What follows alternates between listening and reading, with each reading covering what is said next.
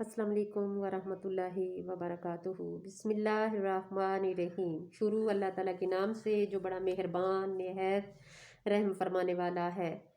آج ہم سورۃ مومن کے آیت نمبر 63 سے ترجمہ شروع کریں گے انشاءاللہ۔ آپ سنا بھی کریں اور غور بھی کیا کریں اور اس پہ عمل بھی کیا کریں۔ اللہ تعالیٰ آپ لوگوں کو توفیق عطا فرمائے نیک کام کرنے کی۔ اللہ وہ ہے جس نے زمین کو تمہارے لیے قرار گاہا اور آسمان کو چھت بنایا، بے شک۔ اور اس نے تمہاری صورتیں بنائیں تو بہت اچھی صورتیں بنائیں، اور اس نے تمہیں پاکیزہ چیزوں سے رزق دیا۔ یہی اللہ تمہارا رب ہے، سو اللہ رب العالمین بہت بابرکت ہے، اس میں کوئی شک نہیں۔ وہ زندہ ہے، اس کے سوا کوئی برحق معبود نہیں، لہٰذا تم اس کے لیے بندگی کرتے ہوئے اس کو پکارو۔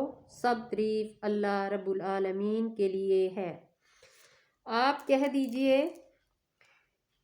دیجئے بے شک مجھے اس سے روک دیا گیا ہے کہ میں اس کی عبادت کروں جنہیں تم اللہ کے سوا پکارتے ہو، جبکہ میرے پاس میرے رب کی طرف سے واضح نشانیاں آ گئی، اور مجھے یہ حکم دیا گیا ہے کہ میں رب العالمین کا فرما بردار بن جاؤں۔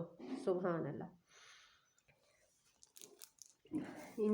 ہم سب کو یہ پتہ ہے کہ ہم اللہ تعالیٰ کے فرما بردار بن جائیں، اس کے باوجود بھی ہم غلطیاں کر رہے ہیں، تو کوشش کریں کہ ہم فرما بردار بنیں۔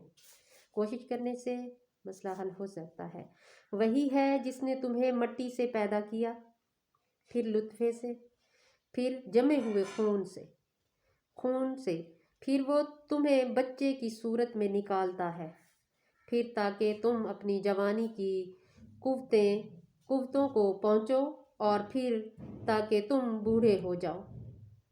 اور تم میں سے کچھ وہ ہیں جو اس سے پہلے ہی فوت کر دیے جاتے ہیں، تاکہ تم ایک مقرر مدت کو پہنچو اور تاکہ تم سمجھو۔ وہی تو ہے جو زندہ کرتا ہے اور مارتا ہے، پھر جب وہ کسی کام کا فیصلہ کر لیتا ہے تو وہ بس اسے کہتا ہے ہو جا، تو وہ ہو جاتا ہے۔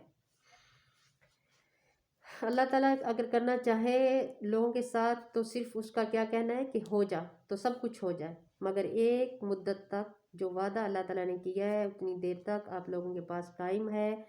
آپ نیک انسان بننے کی کوشش کریں، اپنے آپ کو سدھاریں۔ کس راستے پہ چل پڑے ہیں؟ کیا آپ نے ان لوگوں کو نہیں دیکھا جو اللہ کی آیات میں جھگڑتے ہیں؟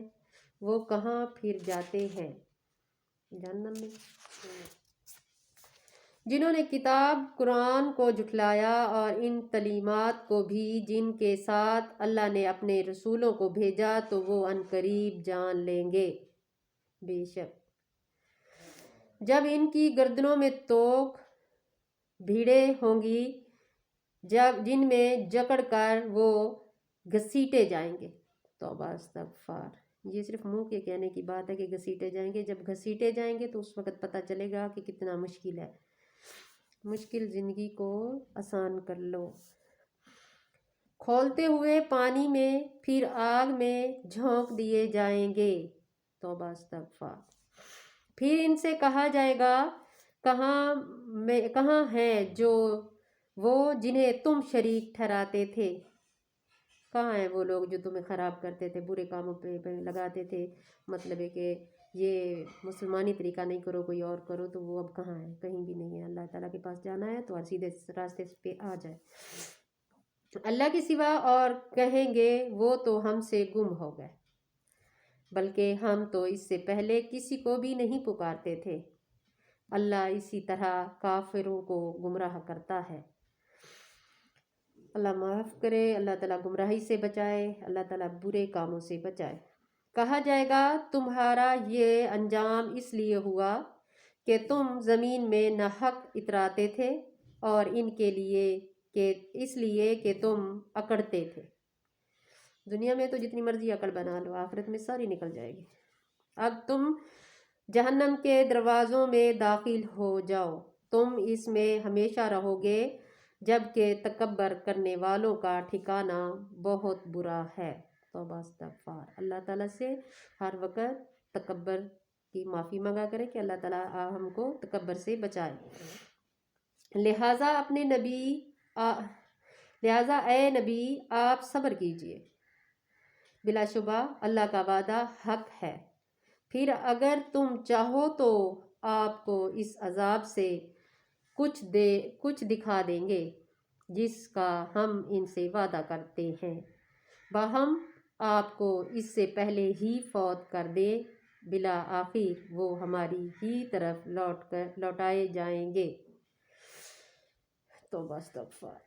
اور بلا شبہ ہم نے آپ سے پہلے کئی رسول بھیجے، ان میں سے کچھ وہ ہیں جن کا حال ہم نے آپ سے بیان کر دیا، اور ان میں سے کچھ وہ ہیں جن کا حال ہم نے آپ سے بیان نہیں کیا۔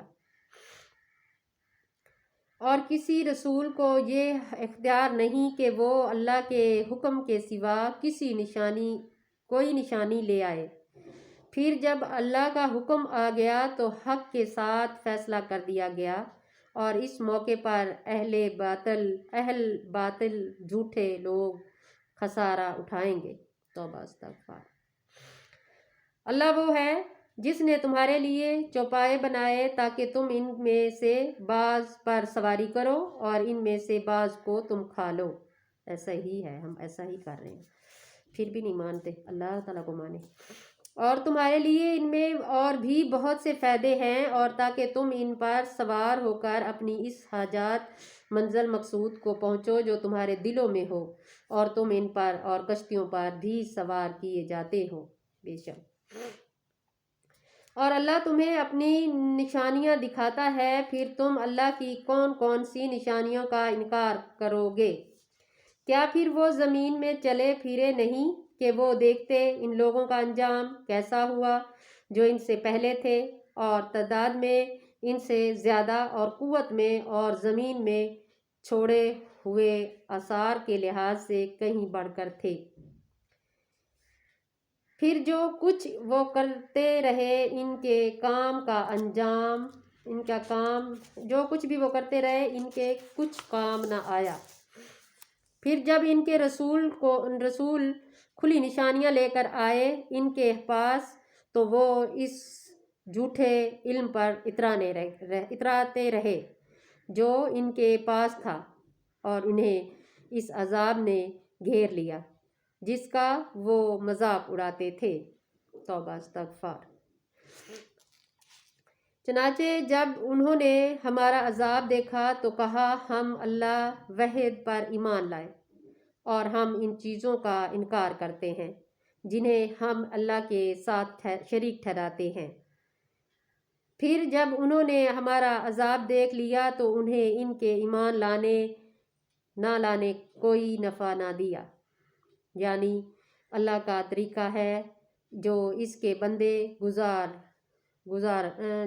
بندوں میں گزرا، اور اس عذاب کے موقع پر کافروں نے خسارہ اٹھایا۔ جب اینڈ پہ پہنچے اللہ تعالیٰ کے پاس تو وہاں جا کے انہوں نے کہا کہ ہم واحد ایمان لاتے ہیں اللہ تعالیٰ پر، تو اس وقت ان کا ایمان انہیں کسی کام نہ آیا۔ جو آج ایمان لے آئے گا اس کا آخرت میں فائدہ ہی فائدہ ہے، اور دنیا میں کیا ہے؟ کچھ بھی نہیں ہے۔ دنیا صرف ایک کھیل تماشا ہے، تو کھیل تماشے کے لیے اپنی آخرت مت برباد کریں، اپنے آپ کو سنواریں۔ اس وقت ہماری مسلمان بہنیں اتنی آگے جا چکی ہیں کہ ان کو واپسی کا کوئی ڈر ہی نہیں ہے، مگر جس کے دل میں ڈر نہیں ہے تو وہ آگے ہی جائے گا، گمراہ ہو جائے گا۔ تو جو دل میں ڈر رکھتا ہے تو وہ ضرور واپس آئے گا اپنے اللہ تعالیٰ کے پاس، اللہ تعالیٰ سے معافی مانگے گا اور 5 وقت نماز پڑھے گا۔ اور اللہ تعالیٰ نے جو حکم دیا ہے ایک بیٹی کو کہ دوپٹہ اوڑھ کے رکھے، کوشش کرو سر اپنا ڈھانک کے رکھا کریں، نیک کام کیا کریں، اللہ تعالیٰ آپ کو نیک کام کا بدلہ بھی نیک ہی ملے گا انشاءاللہ۔ اللہ حافظ۔ میرا چینل سبسکرائب کرنا، لائک کرنا، شیئر کرنا۔